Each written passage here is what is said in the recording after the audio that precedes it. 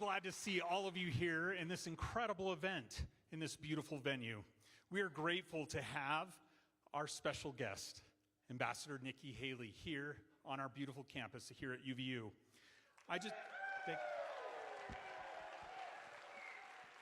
We are so grateful for the Nordis Center for the Performing Arts and all those that have helped make today possible. Nikki Haley is the fourth candidate for president that has visited UVU in the last year. Her team has been gracious and kind, a great reflection of her leadership. We're so grateful for her.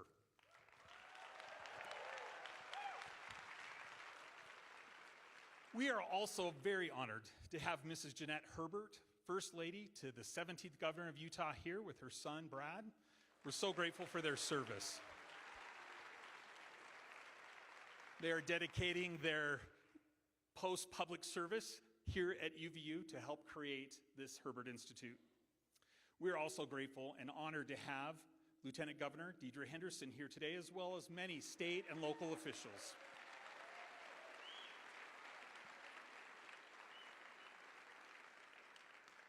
We're delighted to have members of UVU's Board of Trustees, as well as esteemed members of the President's Cabinet, and so many notable and wonderful donors and other important people that are here. We're grateful to have your attendance. The Herbert Institute is a nonpartisan academic institute that gathers students in the community to hear from amazing leaders. We invite speakers such as Ambassador Haley to campus to expose our students to a diverse host of political leaders. We hope that those in the audience today will be warm and gracious, and during the event model Governor Cox's charge to disagree better.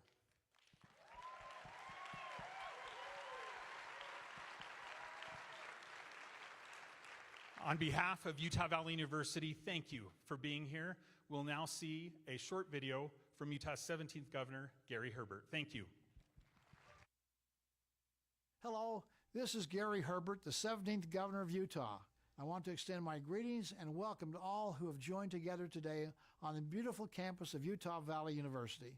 I'm very sorry that I can't be with you today, but I'm leading a trade mission for the World Trade Center Utah, and I'm presently in Mumbai, India. Today we also have the privilege of welcoming Governor Nikki Haley. As a former governor, I have great admiration for how she has led South Carolina. She has demonstrated leadership as governor, and her state has excelled because of it. During her service, Nikki cut taxes, reduced the burden of government regulations, and encouraged the development of small business. And when she left office, unemployment was at a record low, and employment was at a record high. And importantly, she has done it with grace and with dignity. She has always shown respect for her office and for the people that she represents, and significantly also for her opponents. Additionally, her service as the U.S. Ambassador to the United Nations is to be admired. In today's challenging world with conflicts on the Russian-Ukraine border, conflict in the Middle East, as well as trade secret violations in China, and trade relation challenges throughout the world, and this list could go on, her expertise and experience are very much needed to help address today's complex international issues. Governor Haley brings a skill set coupled with experience and a dignified approach that is too often lacking in the world of politics, particularly in the presidential campaigns of today. I have appreciated her common sense and practical policy solutions that she has proposed. She is known as a common sense Republican. Her ability to articulate policy and practice with a depth and breadth of understanding is very impressive. She represents a change in the campaign rhetoric that many Americans want and certainly deserve. We're very grateful for her being here in Utah today to share her views, and we wish her well. Also, as a reminder to those present and listening, Caucus Night is on March the 5th, which is also Super Tuesday, and just a reminder to please register and let your voice be heard by going and showing up for this presidential election. And best wishes to one and all, and I look forward to seeing you again when I return next week.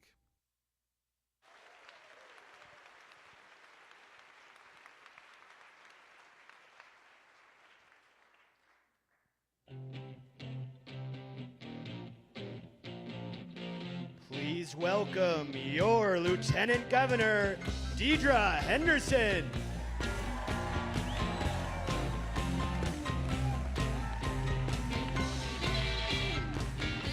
Hello, Utah Valley University. Welcome. It's wonderful to see all of you here. want to thank UVU and the Herbert Institute for hosting this today. I'm Deidre Henderson, Lieutenant Governor, and it is an honor to be in this position.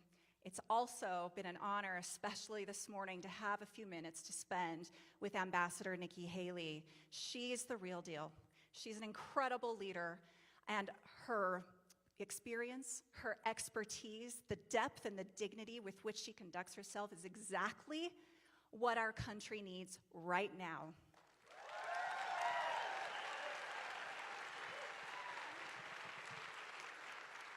Especially during a time of deep division and polarization, we need a leader who brings people together, a leader who unites rather than divides, a leader who understands that disagreement is okay, but how you disagree is really, really important. It's been said that politicians reflect the people that elect them, but it's also true that people reflect their politicians. And I personally want to thank Ambassador Haley for what she reflects.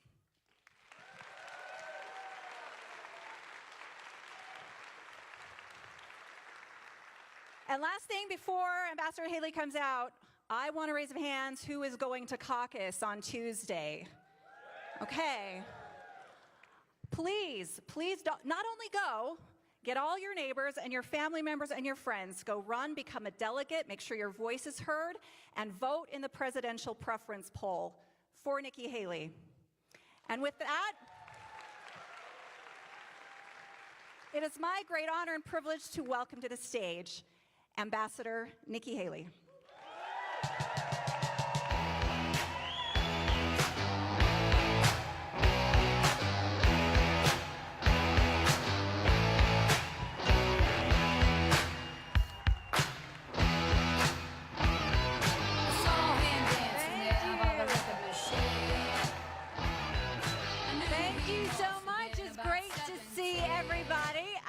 I want to thank the 500 people who are in the overflow room next door.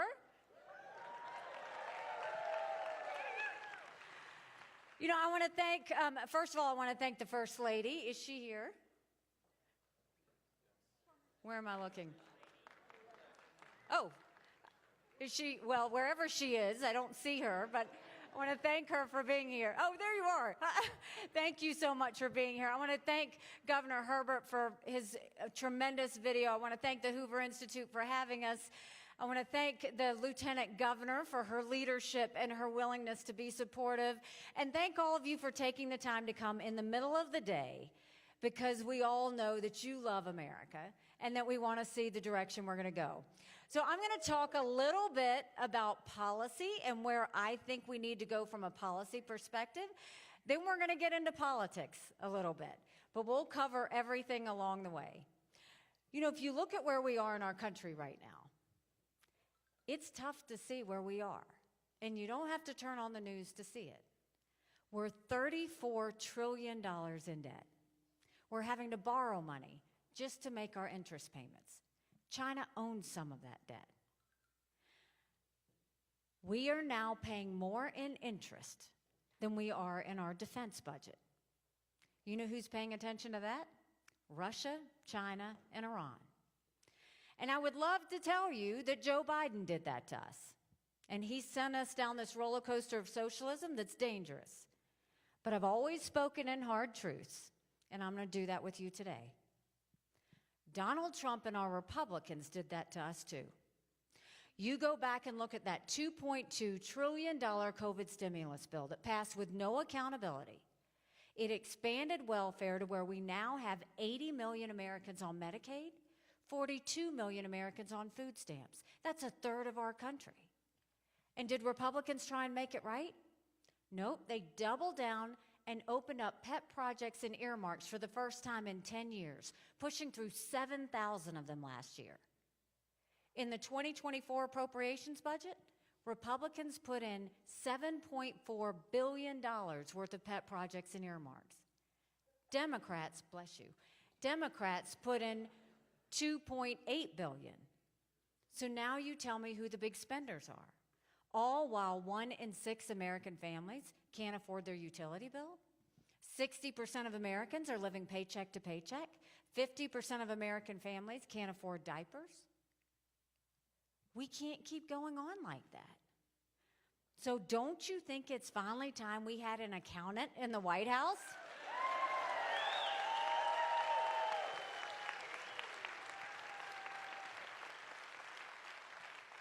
We have to go back to being the party of fiscal discipline. And the way we do that is we'd start by clawing back the $100 billion of unspent COVID dollars that are still sitting out there.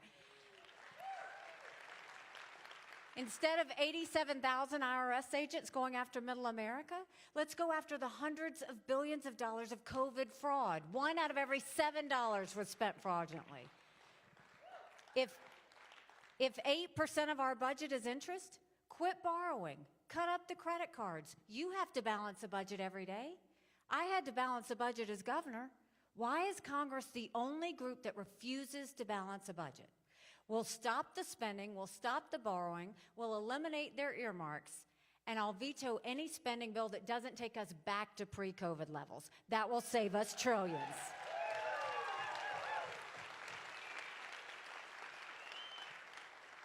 And then we'll take as many federal programs as we can and we'll send them down to the state level.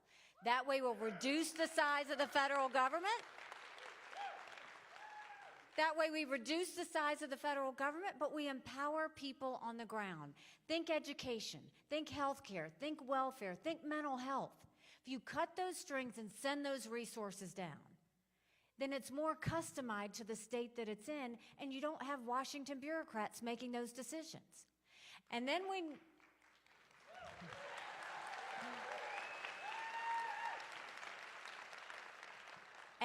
need to open up the middle class. Right now, the rich are getting richer, and the poor are getting poorer. So we want to cut taxes on the middle class and simplify the brackets. We want to eliminate the federal gas and diesel tax in this country. And we want to make small business tax cuts permanent. Small businesses are the heartbeat of our economy. We need to start acting like it.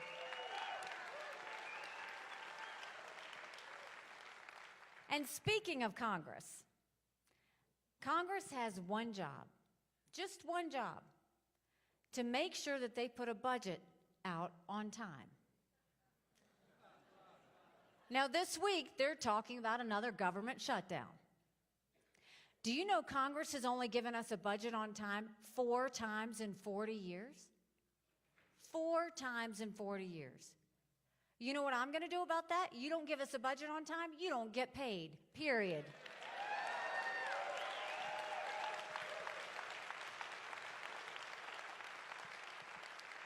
Don't you think it's finally time we had term limits in Washington, D.C.?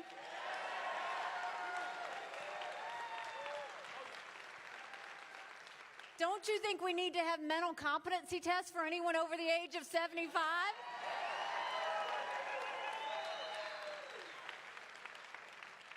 Now, let me be clear when I say that. I'm not being disrespectful when I say that. We all know, bless you, we all know people who are over 75 that can run circles around us. And then we know Joe Biden. Congress has become the most privileged nursing home in the country. This is nothing to play with. These are people making decisions on the future of our economy. These are people making decisions on our national security. We need to know they're at the top of their game. And then let's talk about what's happening at the border. I can't believe this is the United States of America. 9 million illegal immigrants have come across that border. We had more fentanyl cross the border last year that would kill every single American. Number 1 cause of death for adults 18 to 45, fentanyl.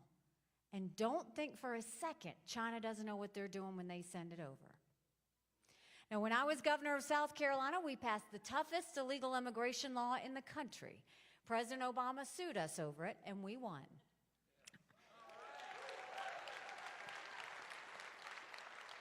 I want to take what we did in South Carolina and go national with it. We'll do a national E-Verify program where every business has to prove that the people they hire are in this country legally. We will defund sanctuary cities once and for all. No more safe havens in America. We'll put 25,000 Border Patrol and ICE agents on the ground and let them do their job. We'll go back to the Remain in Mexico policy so that no one even steps foot on U.S. soil. And instead of catch and release, we'll go to catch and deport. That is what will stop what's happening on the border. Now, if you look, there was a chance to have done something on the border last week. Congress had a bill that would deal with the border. Now, the good part about that bill was it strengthened asylum laws. We need to strengthen asylum laws. 3 million illegal immigrants came in under the Trump administration because our asylum laws weren't strong enough. The weaker parts of the bill was it didn't have the Remain in Mexico policy, which we have to have, and it had a 5,000 person threshold. We don't even want a 1 person threshold. We have to make sure we know exactly who's coming into this country. But what went wrong is Congress should have gotten in a room and not finished until they could pass a strong border bill. But what happened? Donald Trump went and told them, don't pass anything until after November because it would hurt him in the election.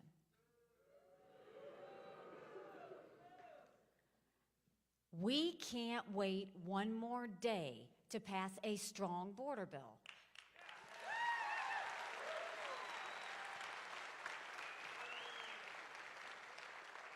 So Congress up and left and went on vacation for a week. And what they should have done and what should happen is Congress needs to get in a room and figure it out, and Trump needs to stay out of it, period. That's what we need to do on the border.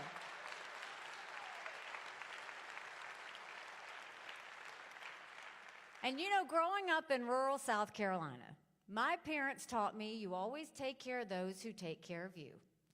But I'm going to ask you if we're taking care of those who take care of us. Right now in America, over 35,000 of our veterans are homeless. 1 in 3 suffers from PTSD or thoughts of suicide. We lose 22 heroes a day to suicide.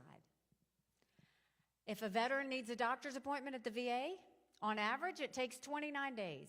Why 29 days? Because on the 30th day, they can go to the doctor or hospital of their choice.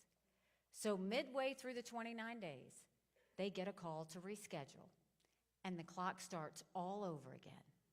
It's shameful how we treat our veterans. Now, I'm the proud wife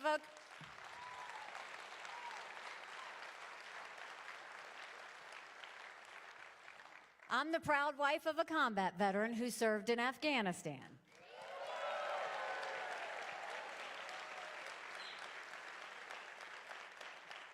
And when Michael came home to us, that was a lot of prayers answered. But that was the easy part. When we got home, life got hard. Michael couldn't hear loud noises. He couldn't be in crowds. Life had passed him by for that year that he was gone, and the transition was tough. We can't just love our men and women when they're gone. We gotta love them when they come back home, too.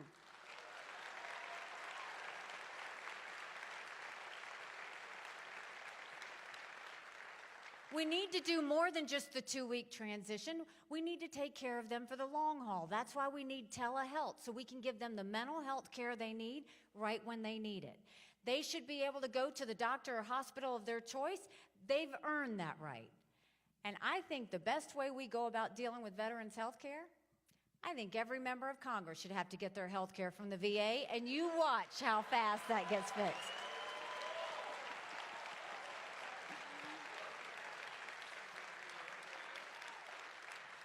It'll be the best health care you've ever seen, guaranteed, I promise. And speaking of military, let's talk about national security. The world is on fire, literally. You've got a war in Europe. You've got a war in the Middle East. You've got North Korea testing intercontinental ballistic missiles capable of hitting the U.S. You've got China doing cyber attacks on our infrastructure.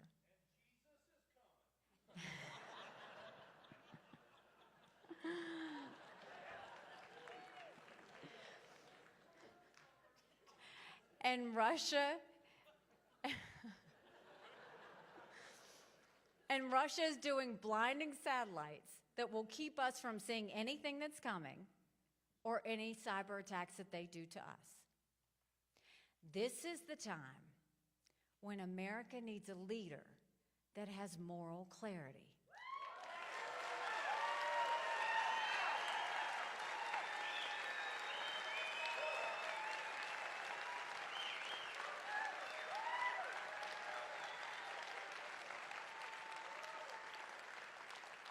We need to have a leader that knows the difference between good and bad, and right and wrong.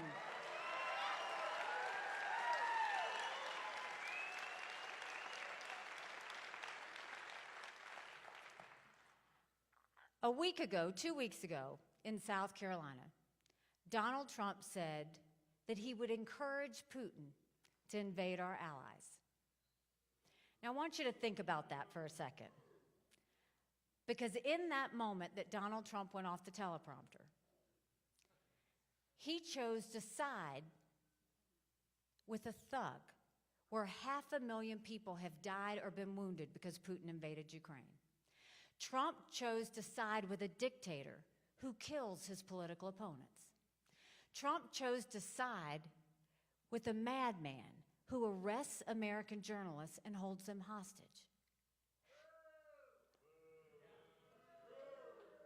Trump decided to side with Putin, who's made no bones about the fact that he wants to destroy America. And he wants to side with him over the allies that stood with us after 9/11?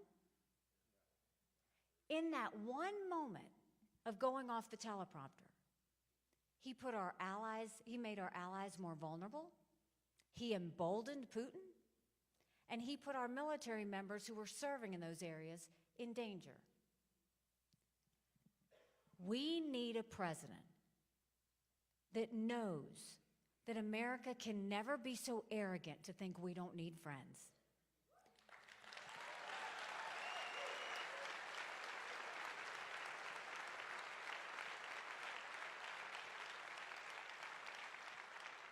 We need a president and a Congress that understands this is about preventing war.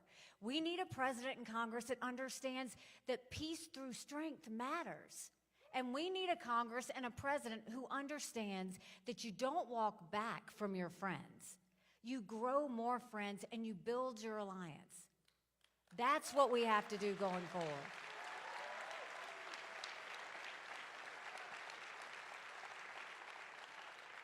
So we know what we need to do to get our national security on track. We know what we need to do from a domestic policy standpoint. Now what are you going to do at caucus? That's where the political comes in. Because the decision is, do you want more of the same, or do you want to go in a new direction?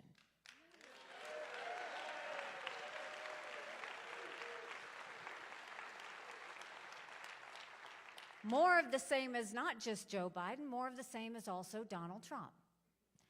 And if your fellow Americans have made it very clear, 70% of Americans don't want Joe Biden or Donald Trump in this presidential election.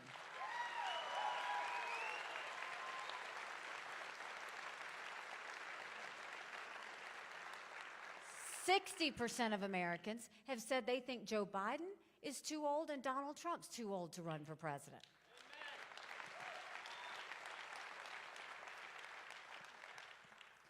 But also look at everything else we're dealing with. When you look at just this past year, it's been a year since I announced I was running for president.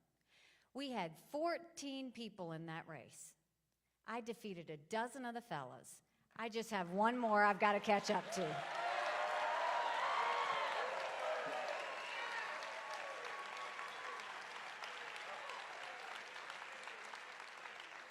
And you look at what happened. They said we'd never make it to Iowa, and we came within 1% of second place. And then they said we were down 35 points in the polls in New Hampshire, and we came in at 43%. And what happened the night of election night, if any of you saw it? Donald Trump was unhinged. All he did was talk about revenge and my dress. The next day, he goes and says, anybody that supports her is barred permanently from MAGA.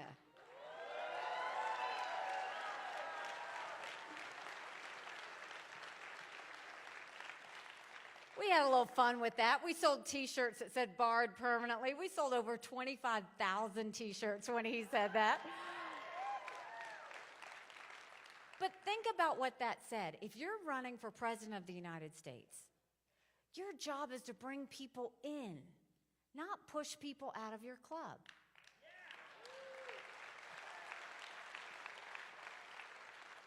He didn't stop there. Then the next day, he tried to get the RNC to name him the presumptive nominee. Now, we don't anoint kings in America. We have elections.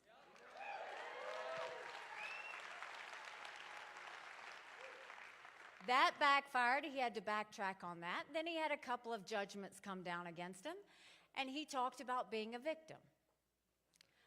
What bothers me about all of that is whether it was the night of New Hampshire, whether it's after these court cases, at no point is he talking about the American people. He's only talking about himself. He didn't talk about the fact that we're $34 trillion in debt. He didn't talk about the fact that only 31% of eighth graders in our country are proficient in reading. He didn't talk about the fact that we have a completely open border. He didn't talk about the fact that there's total lawlessness in our cities. He didn't talk about the wars around the world. All he did was talk about himself.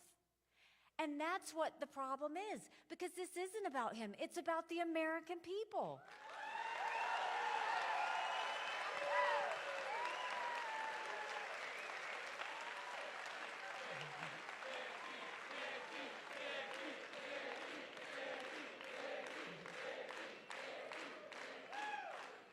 But then you look, it's not just that. Now I want you to look at a pattern. Everybody wants to know, why is she still running? Why is she doing this? Well, I think I've pretty much put aside the fact that I'm not trying to become vice president. And this is not about any sort of political career. If it was, I'd be out a long time ago. The reason this matters is, if you look at what's happening, this is a shift in the Republican Party.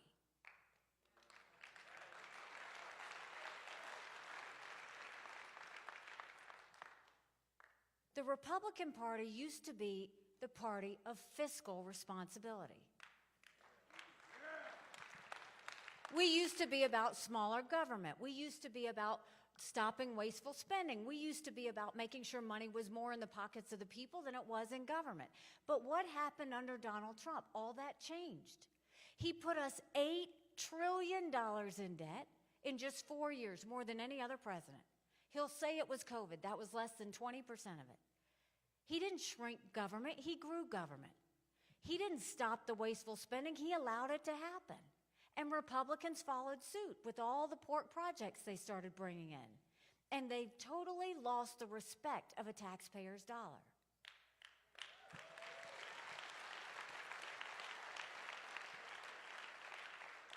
Then they go and they're leaving the national security model of peace through strength. Now all they're doing is talking about how America needs to just take care of herself. That we need to not worry about any of our friends, that we don't owe them anything, that we don't need any sort of alliance. That's dangerous, but that's another shift. And then look at where that's getting us. Now you look at the Republican Party itself. I was in Michigan. Michigan was a bright spot in 2012. I was there. They were celebrating. Their governor was doing amazing work. They had passed a right to work bill. They were winning seats up and down the ticket.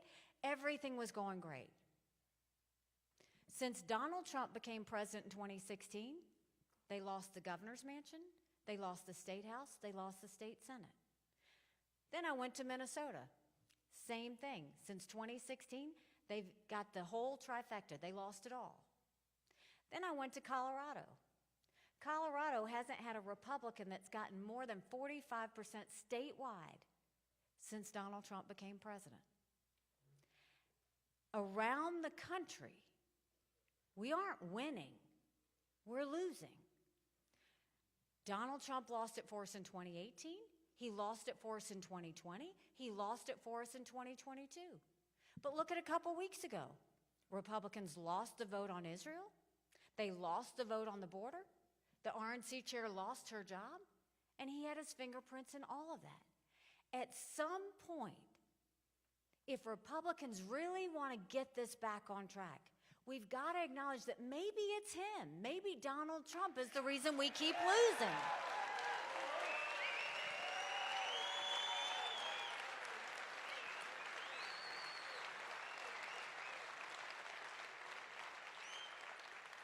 And I want to make it clear, this is not personal for me.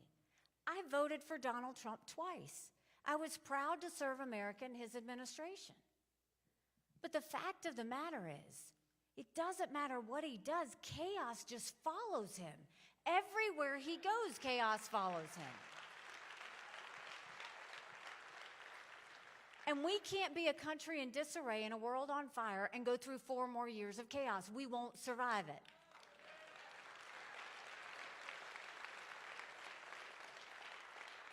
And so we've seen this shift in the Republican Party, but now look at what's happening to the RNC. The RNC was always supposed to be about supporting elections up and down the ticket. Now, before the primary's over, he's booted out the RNC chair. He's bringing in his daughter-in-law to run it. He's got his campaign manager who's going to do all the operations of it. And they've made it very clear that the RNC is now completely focused on Donald Trump, knowing that he spent $60 million of campaign contributions on his own personal court cases. And now you're going to see the RNC become his legal slush fund. Now there's a resolution that has been put out at the RNC that questions whether RNC is going to pay legal fees or not. We need to all pay attention to that, because I have requested the press that we need a vote on the record. We need to see how our committeemen in every state vote on whether they're going to pay for Donald Trump's legal fees or not.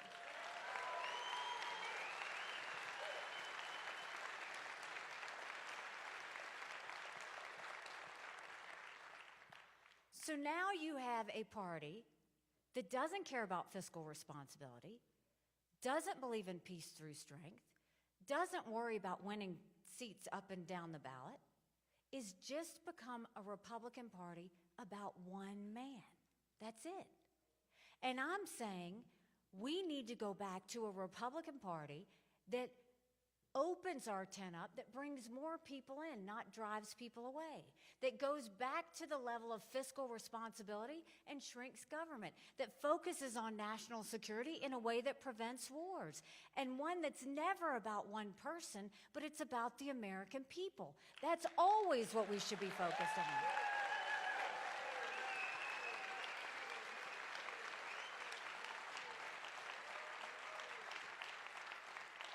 You know, 9 months ago, I dropped my husband off at 4 a.m.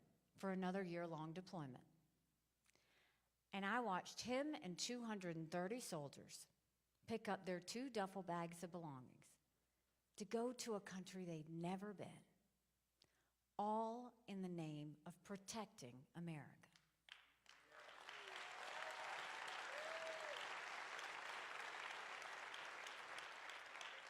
They're willing to sacrifice their lives and their families because they still believe in this amazing experiment that is America. So if they're willing to sacrifice for us there, shouldn't we be willing to fight for America here?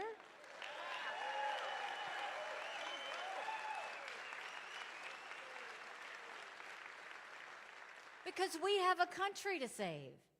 But in order to save her, it's going to take a lot of courage. Courage from everybody here and in the overflow room. Courage for me to run, and courage for every one of you to know. Don't complain what happens in a general election if you don't play in this caucus. It matters.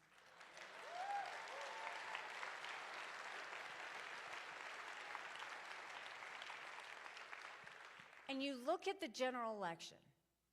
In every one of these races, Trump hasn't gotten 30 to 40% of the vote. You can't overlook that, because you can't win a general election if you're losing 30 to 40% of the vote. But more than that, look at the polls. In all the polls, he's down by 5, he's down by 7 to Joe Biden. On a good day, on his best day, it's margin of error. Recent poll, Marquette poll. I'll get to that in a second. I'll get to that. In every poll, Donald Trump, on his best day, margin of error. Marquette poll showed a margin of error. I'm in that same poll, and I defeat Joe Biden by 18 points.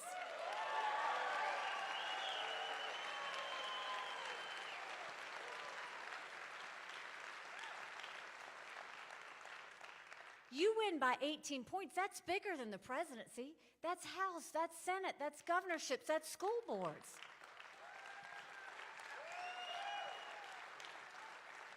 But you win by double digits. That's a mandate going into D.C. to stop the wasteful spending and get our economy back on track. That's a mandate going into education, saying we're going to get our kids reading again and go back to the basics in education. That's a mandate to secure our borders with no more excuses. That's a mandate to bring law and order back to our cities, and that's a mandate for a strong America that prevents wars that we can all be proud of. Don't you want that?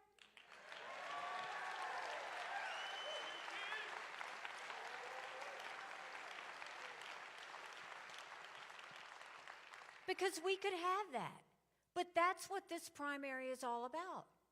And for the rude gentleman that decided to yell out, this is why we have to look at this, because, look, we have this decision to make. And the reason I'm doing this is not about what I care about happens to me. I'm doing this for my kids. I'm doing this for your kids and your grandkids.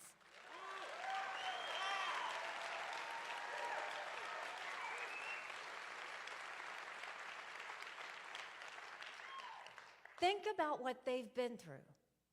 The younger generation had to go through COVID, which was traumatic. They are now looking at this heavy debt and wonder what that means for them. They don't know how they're going to get a job or make ends meet. They don't ever think they're going to be able to afford a home.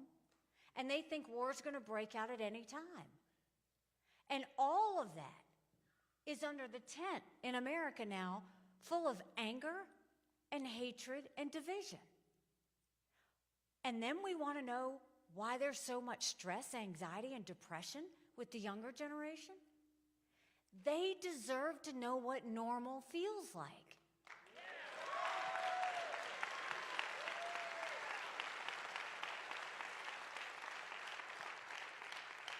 It's not normal for Joe Biden to go and have millions of illegal immigrants come across the border and nobody stop them. It's not normal for Joe Biden to care more about gender pronouns than he does if the kids can read them or not. It's not normal for Joe Biden to have these wars around the world. But it's also not normal for Donald Trump to be siding with a dictator over our allies. It's not normal for Donald Trump to spend millions of dollars on court cases, on contributions on his personal court cases. It's not normal for Donald Trump to call the supporters of his opponents and say that they're barred permanently from his club. None of this is normal. And on top of that, Joe Biden's calling his opponents fascists, and Donald Trump's calling his opponents vermin. None of that is normal.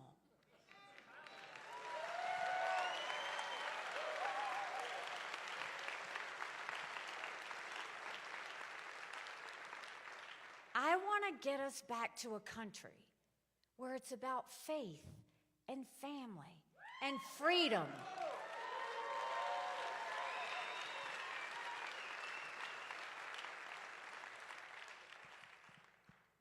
I'm willing to take the cuts and the bruises and the pain and the name calling because I think nothing good in life comes easy. But I also think sometimes you have to go through the pain to get to the blessing.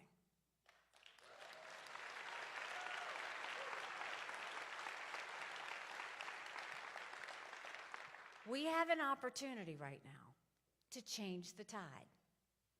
I just gave you the difference between where our country is and where our country could go. We are in a ship with a hole in it. That hole is Donald Trump.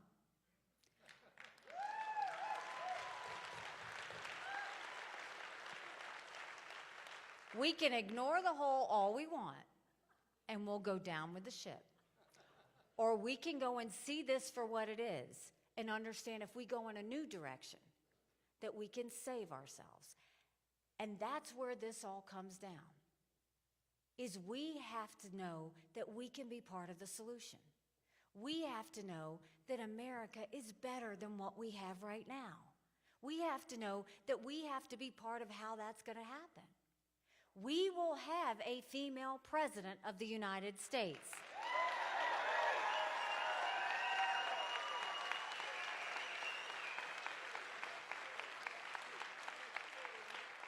The hard truth is, it's either going to be me or Kamala Harris. If Donald Trump is the nominee, we will lose. It is that simple. We will lose. He's going to be in a court case in March and April and May and June. And the Democrats are salivating over the thought of Donald Trump being the nominee. You know, when I first announced I was running, somebody said, well, why exactly are you doing this? And I said, my parents came here 50 years ago to an America that was strong and proud and full of opportunities. I want them to know that country again. I'm doing this for Michael and his military brothers and sisters. They need to know their sacrifice matters. They need to know they love our country.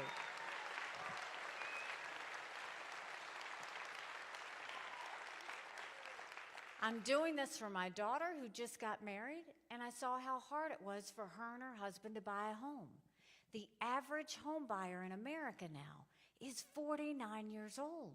The American dream is leaving them. And I'm doing this for my son who's a senior in college, and I am tired of watching him write papers of things he doesn't believe in just to get an A. That's not us. That's not America.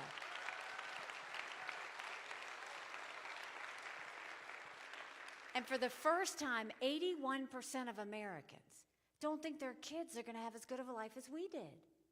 We can't be okay with that. I'm not okay with that. We do have a country to save. So now it means we have to get to work.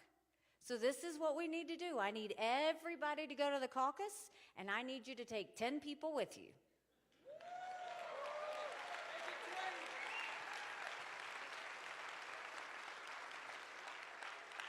I need you to take a yard sign, and if you can't put a yard sign in your yard, put it in the back of your car. And I need you to know we can do this, but we have to have faith. We have to have the will to be part of the solution. And this is a chance where Utah can show the country the direction that we want to go.